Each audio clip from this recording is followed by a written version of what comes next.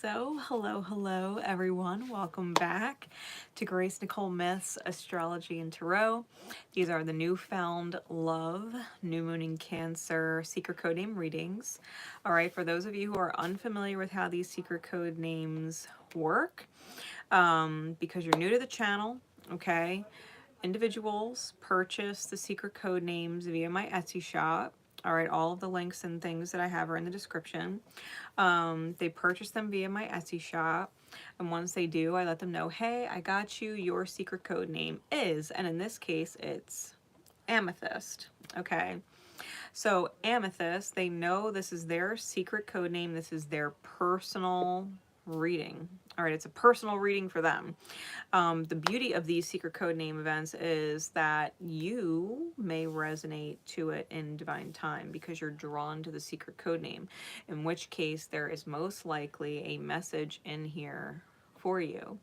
All right, so for today's reading, I've chosen the messages from the feminine and messages from the masculine custom decks that I created to help us get an idea of what the inner conversation is, because manifesting from newfound love, love comes from within the self, and then turns up in our outer experience, right? The inner reflects in the outer. So I want to see what the inner conversation is, and then I'm pulling guidance or advice from the Fairies Oracle by Brian Froud. All right. We're gonna get right into it. I've combined the masculine and feminine decks. See what comes out. Secret code name Amethyst, and those who would resonate to it in divine time, please, Spirit. What does the inner conversation look like?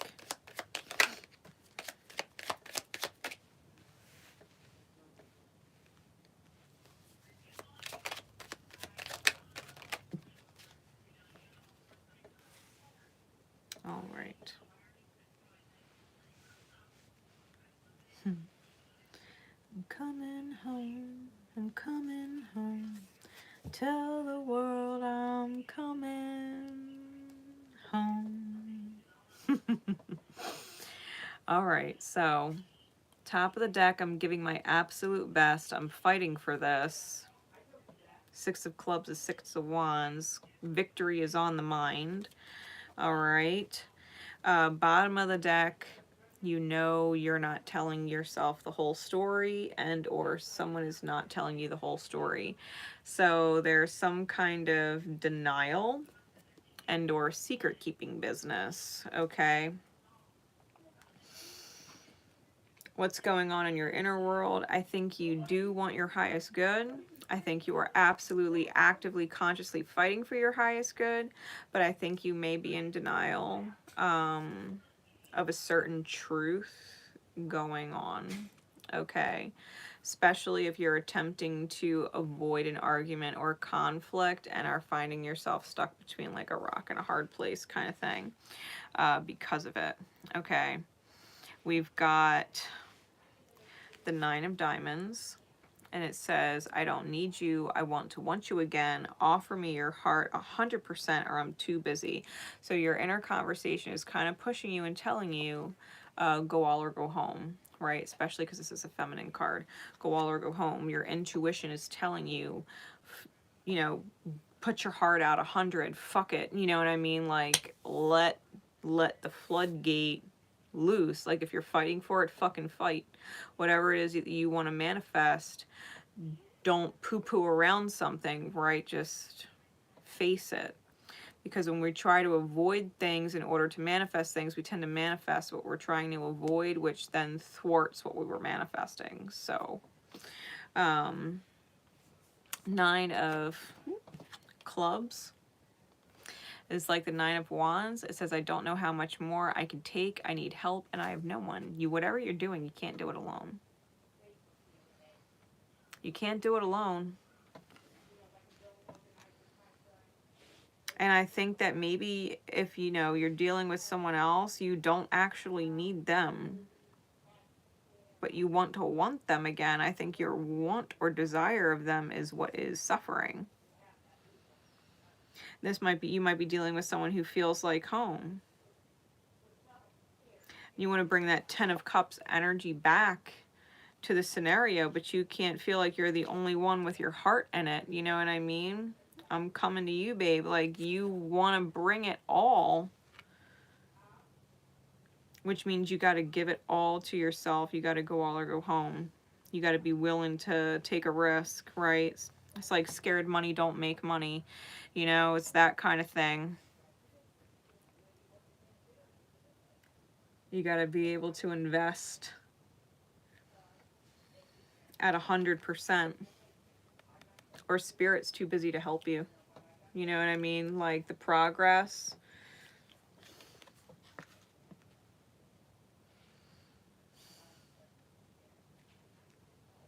Really, you got double nines here. We've got 6 and 7 top and bottom with a 9 underneath of that, right? And these add up to 13, and then your other remaining cards, 10 and 3, add up to 13.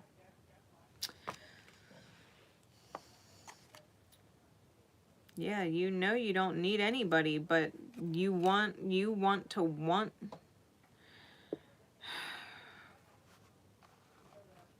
have some sense of purpose or drive, and it's not, definitely not solo. Which means your mind can't be working solo. You got to bring your heart in and let your feelings kind of have their way too. You know?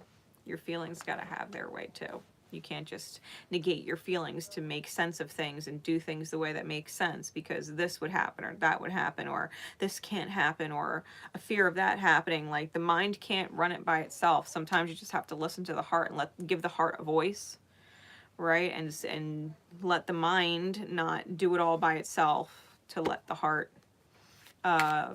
exist in and of its own right, you know? And stop negating that it's there. Because I think whatever you're feeling, I think that's buried right now, and you can't bury how you feel. You can't pretend you don't feel the way you feel. Sometimes it only gets better when we acknowledge how we feel and we start to express things.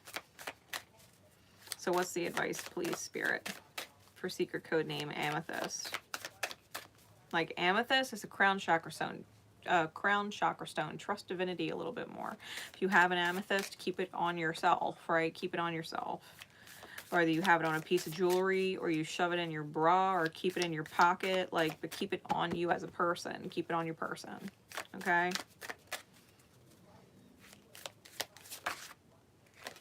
And we've got the Oak Man, or the Oakman. Card number 47.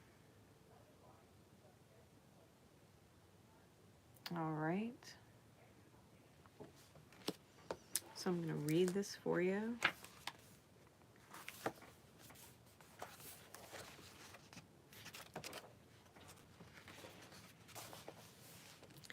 The Oakmen. Strength, ancient wisdom, and depth. It says, I had an interesting lesson from the Oakmen about how we humans use fairies to mirror our own projections. The eyes of the Oakmen are warm, light brown, but some people look at them and say, ooh, red eyes, scary. I tried a little experiment. Using digital magic, I made a copy of the Oakmen and gave them blue eyes, and then asked some people for their impressions of the men, and words like innocent and sweet and melancholy came back. Then I changed them to an unreal-looking violet and got responses like, ooh, so spiritual, so wise. Had the Oakmen changed? Of course not. But what people projected onto them had.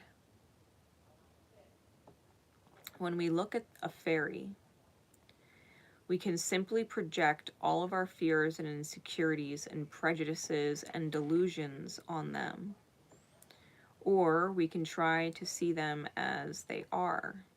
In a sense, all oracles are simply mirrors of the wisdom and confusion within the reader. But if we look If we only look at them through our personal filters and projection, we learn very little. It is only when we actually try to see beyond ourselves that we begin to use the oracle as a mirror of the cosmos and all its wisdom. One member of the oracle group looked at them and wrote, "When I see this card, I lose all track of time. I feel deep grounding in peace, contentment. Everything is there if you just take time to be a part of it. It is a deep homecoming for me. To me, the oak men show the deep wisdom of age, the inner peace and strength of the elders."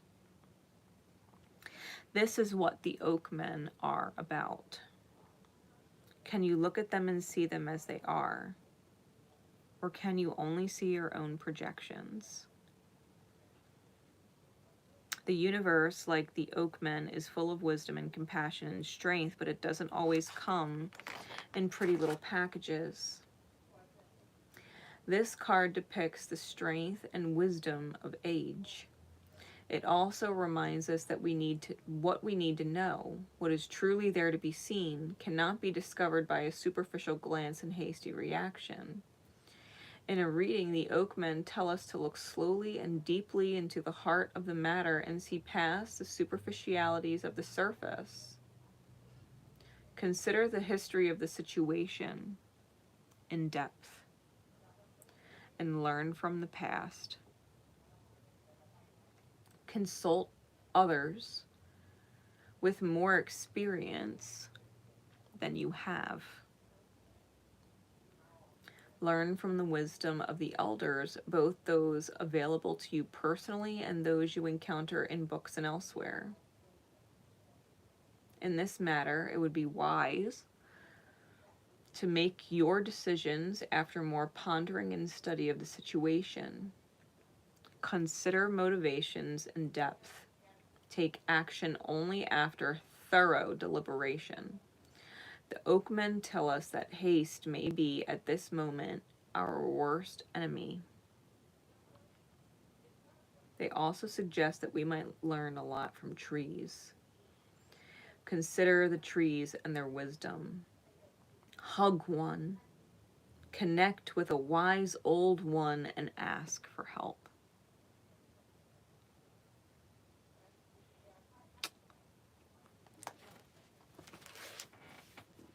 All right. So whatever the situation is that you're dealing with, that you see it growing into a certain way, right? Maybe you're feeling stuck because you're giving your absolute best, but you're denying a facet of something, right? That Seven of Spades. This is asking you to take a moment to see what that Seven of Spades is. Because it's that denied piece, that missing piece, that will help put something in perspective for you. You know, I had given an example once that, or told of my own personal experience once rather, where my relationship that I was in was very toxic. Okay, it was very toxic. I understood my partner's needs. I understood the things in his past that triggered him, you know. And so I made it a point not to do any of those things that triggered him, to be my best self and support myself and take care of certain things so that he didn't feel like the whole burden was on him. And yet there was a lot of toxicity in that dynamic. And no matter how hard I tried, it wasn't good enough to override what was going on. At the end of the day, what I was neglecting to face in the reality was that I was dealing with an alcoholic, and I was not attracted to the alcoholism. And me not being attracted to the alcoholism and being turned off by the alcoholism created such a environment with the relationship that what was already manageably toxic became excruciatingly toxic when I probably coulda, shoulda, woulda just stopped denying the fact that I probably shouldn't have been with an alcoholic. You know what I mean? So whatever piece you're missing for you and your understanding of other people, make sure you're not missing a piece of the understanding with yourself, and that not addressing that missing piece kind of snowballs. It kind of snowballs. Because for me, it was thinking that I could still be in love and feel like someone was home when it became impossible, right? It became impossible to where I couldn't deny that reality anymore. So wherever you're lying to yourself, because that's what this is, lying to the self, arguments and stealing each other's energy because someone's inability to make a decision, and take the blindfold off type thing. Whatever energy you pick up on when you look at this card, maybe he looks kind, maybe he does look wise, maybe he looks tired, maybe he looks like he just wants someone to understand him. That's you, right? It was talking about projection. So whatever you see in the energy of this card, acknowledge it, please, within yourself. And it's not a matter of needing someone. It's a matter of wanting to want someone. It's a matter of wanting things to feel like home and looking forward to something. You can give your absolute best to someone else, but you've got to give your absolute best to yourself too. And if you're going to consider them 100%, then you also have to consider yourself 100%. All right? So, whatever you manifest from this new moon, take some serious time to reflect on the entire history of things and how maybe one little ball that started rolling turned into something much bigger, and you kind of have to go back and acknowledge the little ball that was set off, right? So that is secret code name Amethyst. My love and support is with you always. Until next time, bye.